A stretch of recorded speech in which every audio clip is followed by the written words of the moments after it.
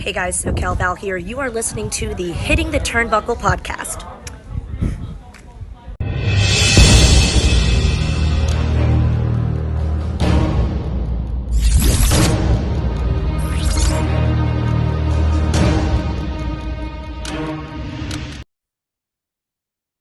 Welcome everybody back to the Hitting the Turnbuckle podcast. It's just me, Adam Cousins, today, and I'm bringing you a condensed version of the Smackdown Low Down from Friday Night Smackdown.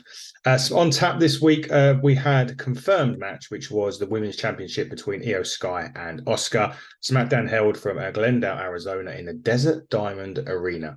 Opening the show this week, and generally since he's been back, he's opened the show. It was John Cena. Cena on this show was basically saying how he'd been a referee, a backstage correspondent, someone that enforces the rules, but he wants to fight, and he's got an issue with Jey Uso and Solo Sikoa. But he would do 2-on-1, but he's luckily enough got a partner, which turned out to be AJ Styles, and they challenged the Jey Uso and Solo Sikoa to a match later on tonight on SmackDown.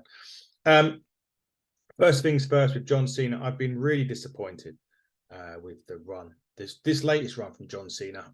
I was hoping for perhaps like a dream match run, a bit like Bryan Danielson seems to be going on AEW. I was hoping that we'd see 3, 4, 5 matches with Cena that would basically solidify the great career that he's had. But doesn't seem to be the case. And he just, and this week was no different. They didn't really get their match in the end, which we'll discuss later on. Anyway, they go backstage, and John Cena and AJ Styles talk to Adam Pearce about wanting this match. And Adam Pearce says, well, I wish I could give you that match, but it's not going to be easy because I've got to deal with Roman Reigns and Paul Heyman. Which is rather weird because Adam Pearce is the official. And if you wanted to, surely what he's got to do is make the match. So we'll see how that pans out later on in the show. The first match on the show was the LWO, Rey Mysterio and Santos Escobar. They were taking on the Street Profits, who were with Bobby Lashley. It was a really good back and forth match, actually, this one. Really good start to SmackDown. Two good teams. Obviously, you've got the high-octane Mysterio and Escobar, and to a degree, Montez Ford, and the powerhouse that is Angelo Dawkins. Obviously, Bobby Lashley at ringside as well, which paid into dividends later on after a lot of back and forth action. There was an opportunity for Angelo Dawkins to, shall we say, finish the story. That's kind of a Cody Rhodes thing. But Bobby Lashley basically left it on a plate for Angelo Dawkins to hit a finisher and be ruthless. And he wasn't. And that unruthlessness, if that's even a word, cost the Street Profits. Basically, at the end, Lashley chokeslammed Mysterio on the apron. Dawkins goes for a powerbomb after hesitantly waiting. And Mysterio picked up the win after countering that with a Hurricane Rana. Backstage for this, Bobby Lashley's giving some tough love, should we say, to the Street Profits, basically saying, you've got to take your opportunity when it presents itself to you. You've got to basically go for the kill, which they didn't in this match, and it cost them. So he's not very happy. He's sort of saying, potentially, you're not the right people to work with me. I think slowly, this is the start of the heel turn for the Street Profits, and they will eventually take that shot on whoever it is, and that will then be the heel turn. I've been waiting for the heel turn for the Street Profits for some time. This group seems to be the right group to do it for, and it's probably just a case of if, not when. When, not if. Sorry, not if, not when. When, but not when, not if. And when that does happen, I think we're going to have a really good run with these three. I think they're going to be great. Do they add Bianca into the mix when she comes back? It's up to the WWE. We'll just briefly talk releases. WWE released a lot of talent, 21 talent on screen. Dolph Ziggler, Top Dollar, Ali. There was quite a few others as well for the time. Mansoor and Mace from Marseille, and Mansoor of Maximum Male Models also went. And Shelton Benjamin and Cedric Alexander. A lot of people, criticised it and, criticised some of the WWE for some of the names that have been released. I think it's interesting because no, there's a couple of names surprised me, but I think in the grander scheme of things, if you look at what these names were doing on WWE or wasn't doing really, and what one thing a lot of these ones wasn't doing was competing. Perhaps Dana Brooke being one of the exempts, and Ali and Dana Brooke will probably be two of the ones that maybe surprised me over the likes of Dolph Ziggler and Cedric Alexander and Shelton Benjamin, because they're actually embedded in storylines going forward. Ali was meant to take on Dominic Mysterio on Saturday at No Mercy, and Dana Brooke was in a storyline in NXT. So those two actually surprised me more because they're on TV. I think the rest of them, like, it's probably more beneficial for them all to be released because they weren't really doing. I mean, we know Dolph Ziggler's had an absolute stellar career in the WWE. He's world champ, tag champ, Intercontinental champ. I think he's won every title WWE had apart from the Universal. He will be able to be picked up and will go anywhere. Even if he doesn't, he's got his comedy. He's got enough stuff to keep him busy outside of WWE. And I'm pretty sure that, Dolph will probably find a home elsewhere. Same with Shelton, same with Cedric, and probably Ali. I can see Impact Wrestling picking up a few names as well. Maybe someone like the Mansoors, the Maces, the Shankies, people like that. Because they have what Impact Wrestling do well is they kind of have a habit of picking up the lesser known names and creating them into big stars, which is what WWE couldn't do. So that's probably where Impact Wrestling will pick up. Will NWA pick up any? I'm not so sure that any of them will fit in the NWA, but wouldn't be surprised if they turned up on a one-shot deal, one or two-shot deal, perhaps. NWA are looking strong.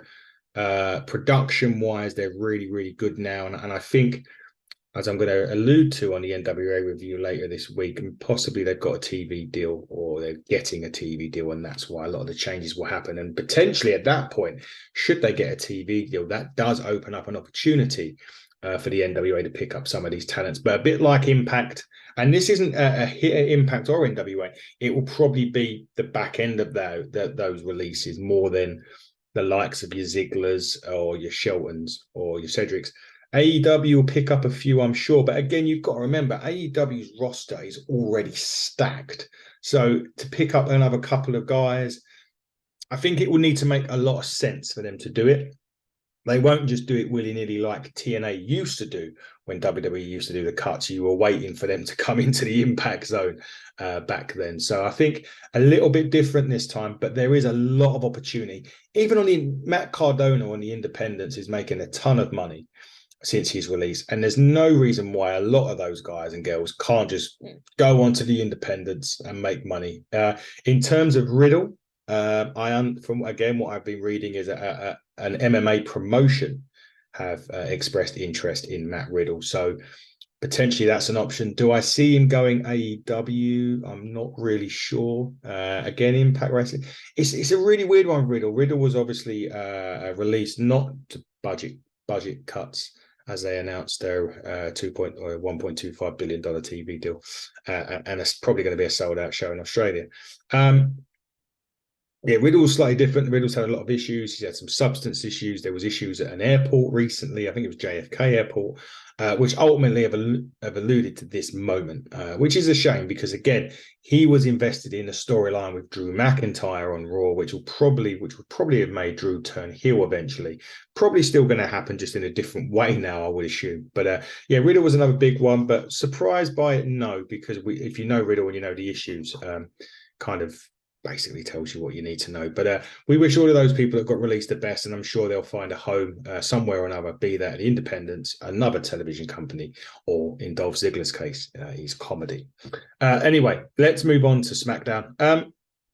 Interestingly enough, we had a vignette from Alba Fire and Isla Dawn, and they were the ones that have claimed to have cursed the women's tag team championships because Ronda Rousey and Shayna Baszler beat them for them, or unified. Sorry, the titles. They were the NXT tag team champions at the time. I thought that was a really good vignette because they're using the fact that a lot of people, and even since Chelsea Green and Sonya Deville had won it, they got injured, and then Chelsea Green and Piper Niven were just made tag team champions, and Piper Niven had an injury about a week later. So they are proclaiming to be the ones that have cursed the women's tag team division.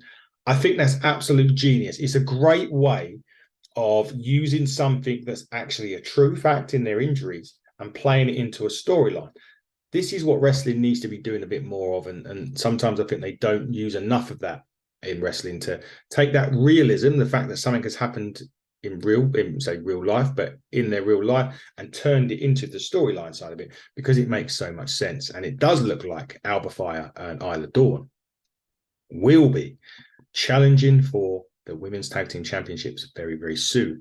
That'll be good to give Chelsea and Piper some competition. It's been kind of quiet on the women's tag team front recently, so hopefully this will start breathing a bit of life and fire into that division. No pun intended for those two. Next up, there was a bit of a backstage skit between Theory. He was trying to hijack the show. Brawling Brutes were basically hijacked the show last week. Ridge Holland was there, the Brawling Brutes, pokes fun at Theory, and then the Grayson Waller come back from behind and was backing up Theory, and basically the Brawling Brutes challenged Theory and Waller for the match, for a tag match later on, which Adam Pearce could get that one accepted without needing to speak to anybody. So go figure about the match with Solo and Jay. With this, Brawling Brutes, Butch Pete Dunne has been really good on NXT, and the match he had on NXT with Tyler Bate last week was absolutely sensational. I just feel now with Sheamus, who's got a shoulder injury, he's got quite a serious shoulder injury from what I hear, and he'll be out for a long period of time. So again, we wish Sheamus a very speedy recovery. That kind of leaves the Brutes in an awkward place, and I think if you were gonna separate the Brutes, now's the time to do it. There was rumors that Pete Dunne would be turning heel soon. Maybe this is the opportunity while Sheamus is out for a considerable amount of time. I would potentially like to see that. He's done his tag team stuff, and it's time for him to, I think, go back to being the bruiserweight that he is. Austin Theory and Waller. Waller's fine. I mean, Waller's been getting some good props recently. His talk show's funny. But Austin Theory's the one for me. And it's now in that point where I think I talked about it last week on the show. He hasn't recovered from when Cena destroyed him on the mic, let alone The Rock absolutely killing him last week. And I think with Theory, we were talking about LA Knight as well, and saying that, if you're going to do it, you got to do it now, kind of thing. And I think Theory's time has passed. I really do think that he's got age on his side, though. They can always drop back down. I know he went back down to NXT previously and come back up, so there's no reason why he can't do that for a third time or a second time and come back up and be a bigger name. But I think the other thing, perhaps he needs some time away from our screens, because he's been destroyed by two legends, and he just hasn't even recovered from the first one. And the second one last week with The Rock, just too much for me. So I think Theory does need to take that time away. Nevertheless, we'll see what happens. And that tag team match was confirmed for later on SmackDown. Next match was the Women's Championship match. Io Sky Damage Control versus Asuka. Charlotte Flair was at ringside on comment. I think she was on commentary. She was definitely sitting at the commentary desk anyway. That's generally a subject of trouble if that happens. One of them is sitting there. But again, with this match, and we've been saying this for a while now on the Turnbuckle podcast, give the women a storyline that makes sense. Give them a lengthy match that matters. And once again, they did that, and it delivered. This match was fantastic. It was a really good championship match with Asuka and Io Sky. A few times during that, she tried to get the Asuka lock on a few occasions on it, and I really thought at one point she was going to do it. And then she hooked the Asuka lock in right near the end of the match. Bayley put Io Sky's foot on a rope. Charlotte then basically batters her with a forearm smash.